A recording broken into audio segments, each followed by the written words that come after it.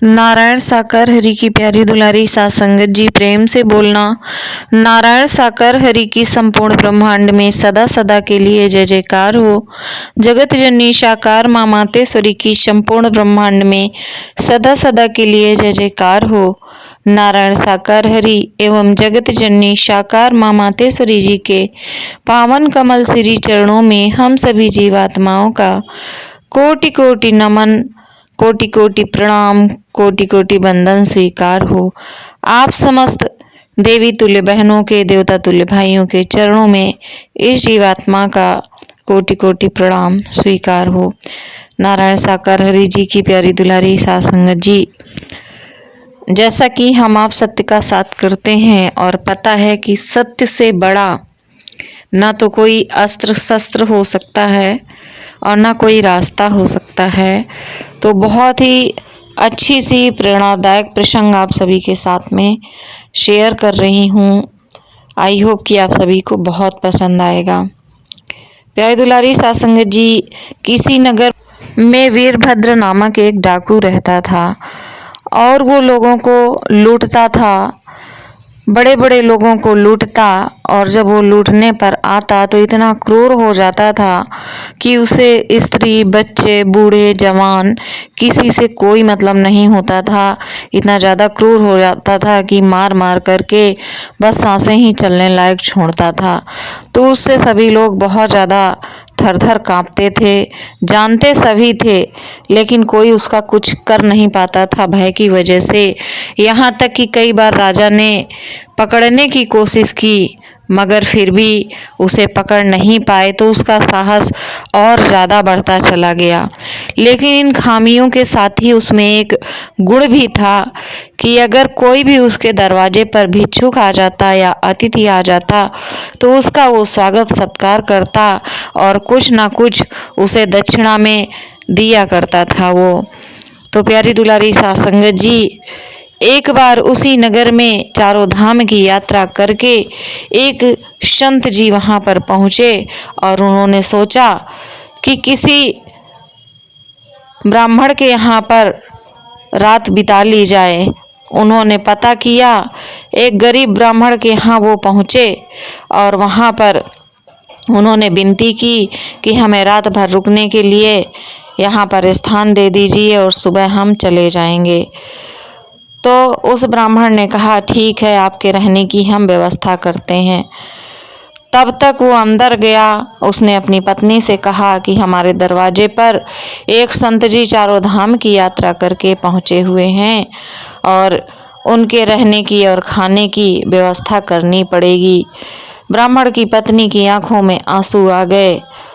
वो बोली कि घर में इतना ही भोजन है कि बच्चे भोजन कर लेते तो कोई बात नहीं, घर में अतिथि आए हैं तो भगवान ही है, तो उनको भोजन कराना जरूरी है और बच्चे आज ऐसे ही सो जाएंगे।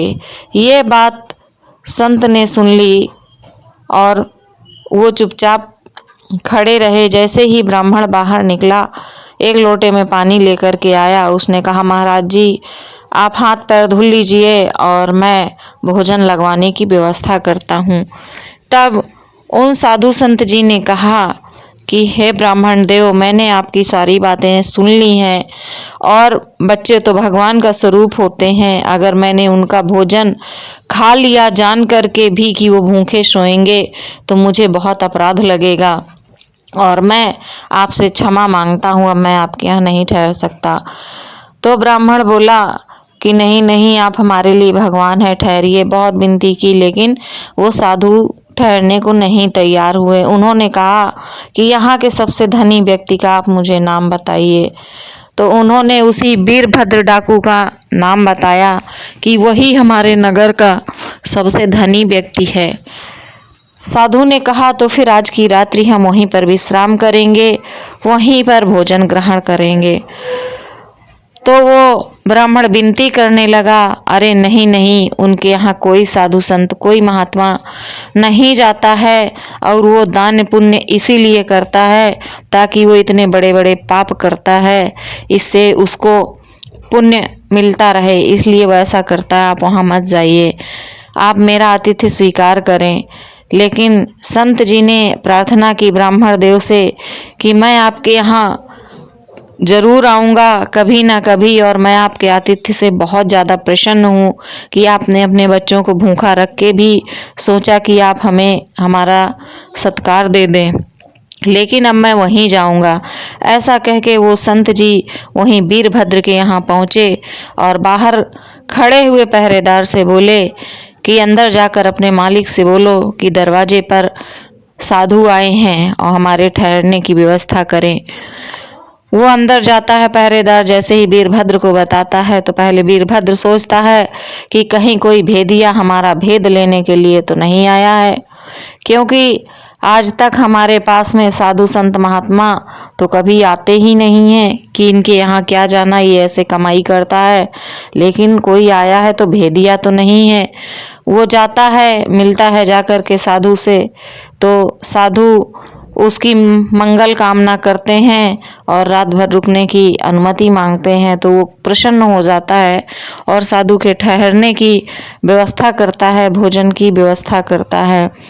साधु ने कहा कि ऐसा है कि हम भोजन तभी ग्रहण करते हैं जब हम दक्षिणा ले लेते हैं, तभी हम भोजन ग्रहण करते हैं और हमें दक्षिणा देनी होगी।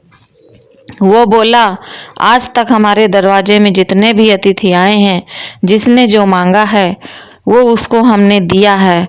बड़ी छाती चौड़ी करके बोला, आप जो मांगेंगे आपको मिलेगा। उसने विचार किया, ये तो साधु संत है, इसे क्या चाहिए, ज़्यादा से ज़्यादा एक कंबल मांगेगा, एक कपड़ा मांगेगा, लंगोटी मांगेगा, पाव आधा पाव ये गांजा मांगेगा, इससे ज़्यादा ये क्या मांग सकता है। बोला, आप बोलो, मैं वचन देता हूँ कि जो आप कहोगे वो आपको दिया जाएगा।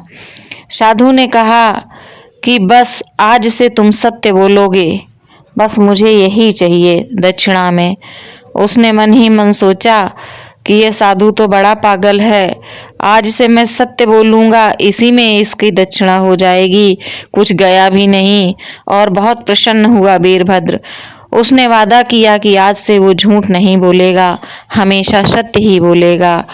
और साधु ने उसके यहाँ भोजन किया और सो गया और सुबह चला गया। और वीरभद्र ने उस दिन से सत्य बोलना शुरू कर दिया। एक समय ऐसा आया सत्य बोलते बोलते कि उसके साथ के जो डाकू थे वो सब उसको छोड़ करके चले गए। धीरे धीरे उसके घर की सारी संपत्ति समाप्त हो गई सत्य बोलते बोलते। ऐसा समय आ गया कि उसके पास खाने को भी नहीं रहा। अब वो सोचने लगा कि ये तो बहुत ही गलत हो गया, मैंने वचन दिया, वचन भी नहीं तोड़ सकता हूँ, अब मैं क्या करूँ। फिर उसने विचार किया, सोचता रहा बैठे। उसने सोचा कि मैंने साधु से सत्य बोलने के लिए वादा किया है, ये तो नहीं कहा कि मैं डाका नहीं डालूंगा, चोरी नहीं करूंगा। ऐसा विचार करते ही उसने सोचा कि अब मैं डाका डालने, चोरी करने जाऊंगा। उसने एक योजना बनाई और जो चोरी किए हुए किसी राजा के वस्त्र उसके पास में रखे हुए थे, अब उसने उन वस्त्रों को धारण किया, घोड़ा लिया और वो राजा के राजमहल में पहुंच गया।